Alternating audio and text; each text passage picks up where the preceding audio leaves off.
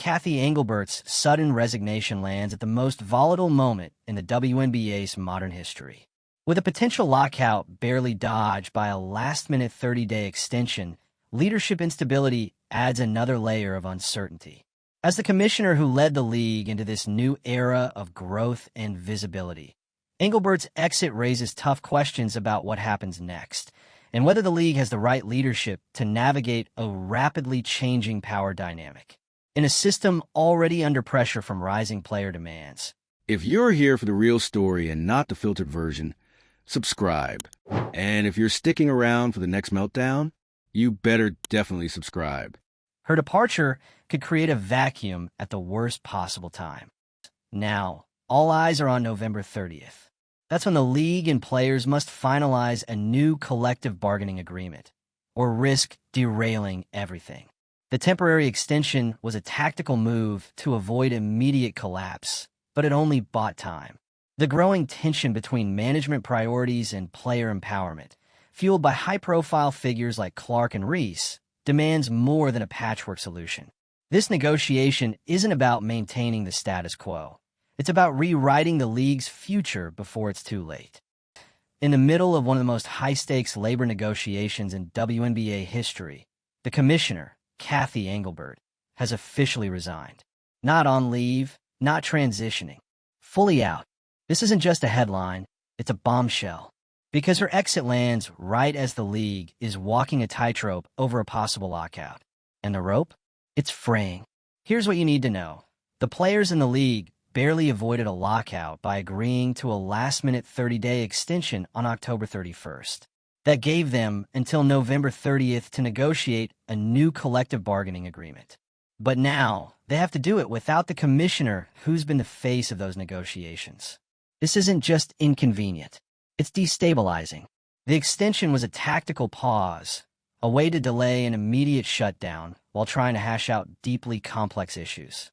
We're talking player compensation, salary structure, revenue sharing, the foundation of how the WNBA operates.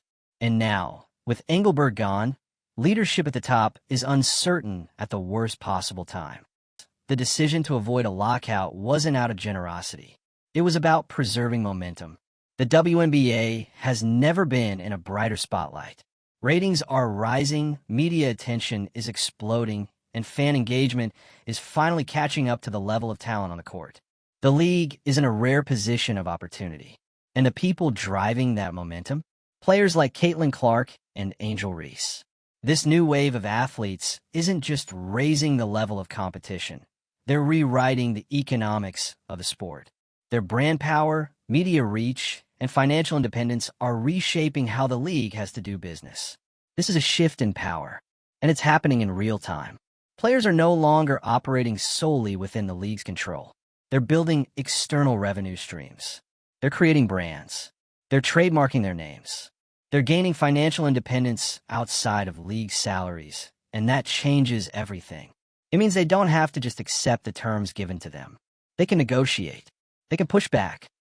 The WNBA's traditional economic model wasn't built for this level of player leverage. The system assumed players needed the league more than the league needed them. That dynamic has flipped, and now the league is being forced to adapt or risk falling apart under the weight of its own outdated structure. This is the heart of the negotiation. Players are calling for a redefined compensation model, one that acknowledges their rising market value and the league's growing exposure. They want equitable profit sharing. They want sustainable growth. And most of all, they want respect for the role they now play in the league's business ecosystem. That's why this 30-day extension is so critical. It's not just about avoiding a shutdown. It's about whether the league is willing to meet players where they are in this new era of empowerment, strategy, and leverage. But time is running out. November 30th is coming fast. And let's not ignore the risk. If negotiations break down, the consequences are severe. A lockout would destroy the league's current momentum. Sponsorship deals would be shaken. Media partnerships could falter. Fan trust would take a hit. In a moment where everything is finally moving forward, it would be a brutal setback. That's why the extension isn't just a relief, it's a warning. There's no more room for vague promises or half measures. What happens by the end of November will define the league's future. And what's also making things complicated is the growing gap between top stars and the rest of the player base. Caitlin Clark and Angel Reese are financially secure in a way that most players aren't. They've built empires off the court. But not everyone in the WNBA has those same resources. That creates tension within the union itself. It's one thing to advocate for better conditions, but it has to work for everyone, not just the most marketable players. That's a challenge the union is wrestling with behind the scenes. How do you create a deal that lifts the entire league without leaning too heavily on the gains of just a few? That's not an easy question, but it's one that has to be answered now. And with Engelbert out, the question of who will lead the league through this becomes even more urgent. New leadership isn't just a title change, it's a shift in strategy. Whoever steps into the commissioner role has to understand the new landscape. They can't approach this like it's 5 years ago. They have to move fast, speak the players' language, and be ready to build a business model that reflects what the WNBA is today, not what it used to be. Because this era, it belongs to the players. The stars are no longer waiting for the league to catch up. They're making moves, setting terms, and bringing their value to the table. The league can either build with them or risk losing the very talent that's driving its rise. There's no question that the 30-day extension was a strategic play. It bought time, but that time comes with pressure. Both sides are using this pause to regroup, recalibrate, and hopefully get to the negotiating table with real intent to make a deal. But let's be clear, if this ends in failure, if no agreement is reached, and the league heads into a lockout, the damage could be long-lasting. This isn't just about missing games. It's about missing the moment. Because right now, the WNBA has cultural capital. It has attention. It has star power. That doesn't last forever. And if the league squanders it, it might not get another shot. This is why Engelbert's departure is so impactful. Whether or not you liked her strategy, she was at least a steady hand. Now, there's uncertainty. And in negotiations like this, uncertainty is dangerous. The players have shown what the future of the WNBA could look like. The question is whether the league is willing to accept that and build around it, or cling to an old system that no longer works. There are real ways to evolve. A revised revenue-sharing plan, more flexible contract structures, higher minimum salaries, transparency around how league money flows, support for personal branding. It's all on the table. If the league's leadership chooses to engage honestly, this moment demands bold action, not cautious preservation. Because the truth is, you can't slow walk your way through a power shift like this. The players aren't asking anymore. They're telling. So what happens next? That's the million-dollar question. Maybe literally. If a fair deal gets done, it could mark the start of a new chapter. One where the WNBA finally aligns its business model with the power of its athletes. A league where players are treated like the revenue-generating professionals they are, not just symbols of progress. But if the negotiations fail, the lockout returns. The media spin begins. The fans grow restless. And the league's brightest stars, the ones who've carried this brand into relevance, might start wondering if it's worth sticking around. It's not just a missed opportunity. It's a step backward. So yeah, this isn't just another off-season story. This is the whole league on the line. If you're rooting for the players, hit that like button. Share this if you want others to understand what's really at stake here. Drop a comment below. Should the league finally embrace the new era of athlete power?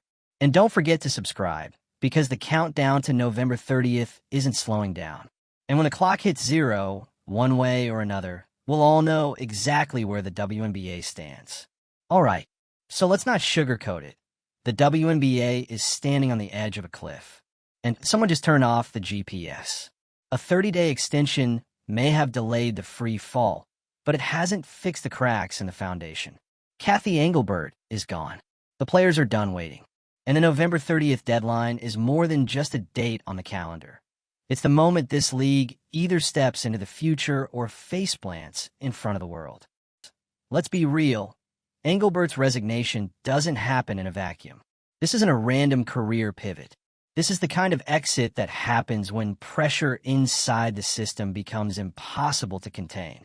The kind that signals something deeper, maybe a divide in strategy, maybe conflict with ownership, maybe just burnout from holding the reins during one of the most complicated eras in WNBA history. But her timing? It's loud, it's messy, and it's impossible to ignore. Because right now, there's a spotlight on women's basketball like we've never seen before.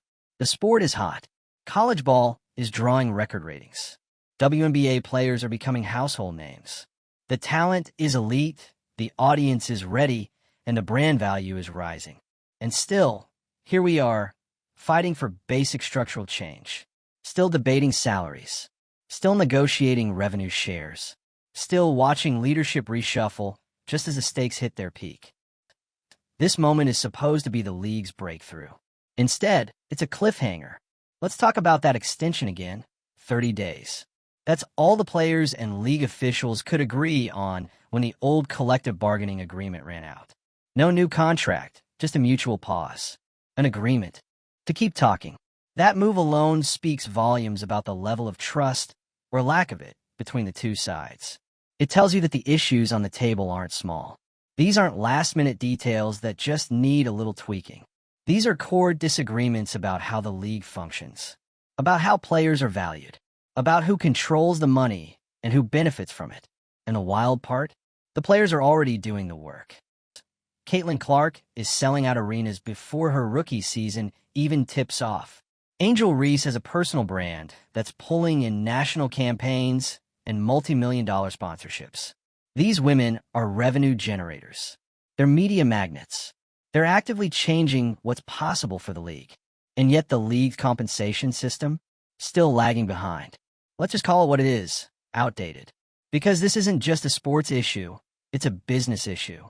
If the WNBA is going to grow, it can't just rely on good basketball.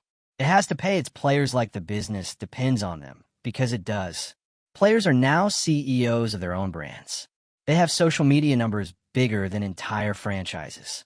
They have nil backgrounds that taught them how to market, negotiate, and monetize long before they ever signed a professional contract. That changes the game. Completely. In the old model, the league controlled the narrative. Players were grateful for exposure. Contracts were limited. External income was rare. Now, the players bring the audience with them. They've already built it. And that's exactly why they're negotiating from a place of power. Not desperation. The lockout threat was never just about this season. It was about respect. If the league wants to keep these stars, it has to recognize what they're worth beyond game nights. This isn't about raising the salary cap by a few $1,000s. It's about rethinking the business relationship entirely. That means reworking how revenue is split. That means supporting personal branding, not limiting it. That means building a system where a player can build wealth through the league, not just in spite of it.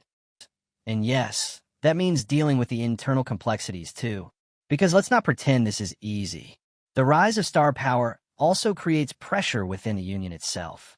There's now a huge difference between the earning potential of someone like Caitlin Clark and a bench player without sponsorships. That kind of imbalance can test union unity, fast. But that's where strong leadership matters. That's where clear goals, equitable frameworks, and smart negotiation strategy come in. Everyone doesn't need to earn the same, but everyone needs to benefit. A rising tide has to lift all boats, not just the yachts. Which brings us back to the vacancy at the top. Cathy Engelbert's departure leaves a major gap. Whether you agreed with her leadership or not, she was the bridge between the league's business goals and the players' demands.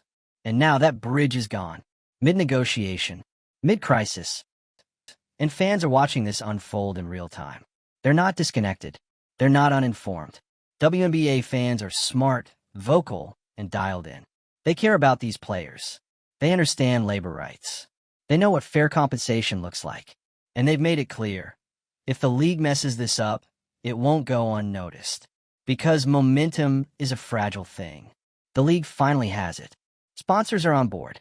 Networks are interested. Young fans are buying in. The product on the court is stronger than ever. But all that momentum, it can evaporate. If players get locked out, if fans get alienated, if negotiations fall apart. This hot streak could end before it really takes off. That's the risk, and it's very real. This is a defining moment, not just for the WNBA, but for professional women's sports as a whole. If this league can show that it's capable of adapting, listening, and growing alongside its athletes, it sets a new standard for what's possible. Not just in basketball, everywhere. But if it can't, if the old systems win out, if the league chooses caution over courage, then we're right back where we started. And this whole rise, this whole movement stalls. The extension runs out in weeks. The pressure is mounting. The room for error is shrinking. And with the commissioner gone, the spotlight is even hotter. The next steps the league takes will define not just the next season, but the next generation. This is the test. Will the WNBA meet its players at eye level? Will it embrace a future where athletes are collaborators, not employees? Will it finally recognize that personal branding, financial independence, and entrepreneurship are assets, not distractions? Or will it buckle under the weight of its own resistance to change? Let's be clear. No matter how many carefully worded statements the league puts out, no matter how many we remain committed messages they recycle, the public isn't buying spin anymore. We're in the era of receipts, and right now, every WNBA fan, every player, and every sponsor is watching closely to see if the league can walk the walk. Because what happens between now and November 30th? That's legacy-defining stuff. We're not talking about minor adjustments or behind-the-scenes housekeeping. This isn't a routine contract renewal. It's not just a policy refresh. This is a full-on restructuring moment. The old model of keep quiet, play hard, and maybe get a raise if you're lucky is dead. The players aren't just waiting to be heard. They're demanding to be taken seriously as partners in the business they're helping to build. And that's the part the league can't afford to get wrong. Cathy Engelbert stepping down while all this is happening, that just magnifies the uncertainty. It opens the door to more questions than answers. Was she forced out? Did she leave on principle? Was there internal pushback against her approach to the negotiations? We don't have the details yet, but what we do have is a leadership gap at a time when strong, modern leadership is the bare minimum required. The league can't afford someone who wants to wait and see. It needs someone who's ready to hit the ground running and completely overhaul how value is calculated, how players are treated, and how the WNBA moves forward in a world that's changed completely since the last CBA was signed. And let's not ignore the biggest elephant in the room, optics. Because the WNBA has spent the last few years pushing the narrative of growth, visibility, and progress. And they're not wrong. This league has grown. But when the commissioner walks out mid-negotiation and a lockout looms just weeks away, the message that sends: chaos, disorganization, instability. Not the image you want when you're trying to prove your league is ready for prime time. And yet, that instability isn't just cosmetic. It runs deep. Think about the structural issues the players are highlighting. Pay that hasn't kept pace with league revenues, limited profit sharing, restrictions on outside endorsements, lack of investment in infrastructure. These aren't wish list items. These are fundamental flaws in how the league operates. And they're exactly why players have gone from requesting change to demanding it. The stars of the league, Caitlin Clark, Angel Reese, Sabrina Ionescu, they're not just athletes anymore. They're influencers, entrepreneurs, marketable assets with audiences of millions. And they're using that power to reshape the dynamics between players and the league itself. But again, that rising star power isn't a threat to the league. It's the league's greatest asset. If leadership can't see that, they shouldn't be anywhere near the negotiation table. And this is where things start to get even more complicated. How do you balance a league full of rising individual empires with the collective needs of an entire player base? Because not every player has a shoe deal. Not every player is landing six-figure endorsements. Most WNBA players still rely heavily on their base salary. And that's where the stakes get real. The union has to fight for everyone, not just the faces of the franchise. So if the league thinks it can get away with appeasing a handful of high-profile players while leaving the rest behind, it's playing with fire. Union solidarity is a line that can't be blurred. And from what we've seen so far, The players are holding it very tight. But what happens if negotiations fail? Let's not sugarcoat the consequences. A lockout wouldn't just pause the season. It would fracture the league's momentum, set fan trust back by years, and completely undermine the image the WNBA has worked so hard to build. And while some stars might be able to weather that storm financially, most players can't. That creates pressure. That creates division. And the longer a lockout lasts, the more permanent the damage becomes. Now here's where the rubber really meets the road. Sponsors. Because this isn't just about players and the league anymore. It's about every brand and broadcaster that has attached itself to the WNBA's narrative of growth and empowerment. They didn't buy into the league to be associated with labor disputes and executive exits. They bought in to be part of a success story. If the league fails to deliver on that, sponsors could pull back. Viewership could dip. And the league could find itself not just stalled, but spiraling. And the tragedy of that? It would be avoidable. All of this could be solved, should be solved, if the league steps into the modern era and stops acting like the players owe it something. Because they don't. They're the product. They're the growth engine. They're the reason why media coverage has exploded and why people are finally tuning in. If the league wants to survive, let alone thrive, it needs to stop dragging its feet and start acting like it recognizes the value of the people who've carried it. Which means real movement, real compromise, real change. We're talking guaranteed salary increases that reflect what players are actually worth. Transparent revenue share models. Flexible structures that let players maximize their off-court earning potential without penalizing them. A deal that says, we see you, we hear you, and we know what you bring to the table. Because the alternative? That's not just disappointing. It's dangerous. You can't sell a narrative of progress while making players fight for basic fairness. You can't praise their impact in interviews and then lowball them in negotiations. You can't talk growth and equity if your structure screams scarcity and control. The disconnect is too big. And the players? They're no longer playing along. So what does that leave us? In limbo, with the clock ticking. The ball is in the league's court, literally and figuratively. They have a few weeks to make a decision, double down on the old model and risk a lockout, or finally build a system that reflects the present and invests in the future. This isn't just a labor dispute. This is a defining moment for what professional women's sports can be, for what it should be. And honestly, it's not complicated. Pay them, respect them, build with them. Anything less, that's not a league. That's a liability. If you're with the players, show your support. Hit like, share this. Let us know where you stand in the comments. What needs to change? And subscribe to stay locked in, because with November 30th just around the corner, this story isn't slowing down. It's only getting louder.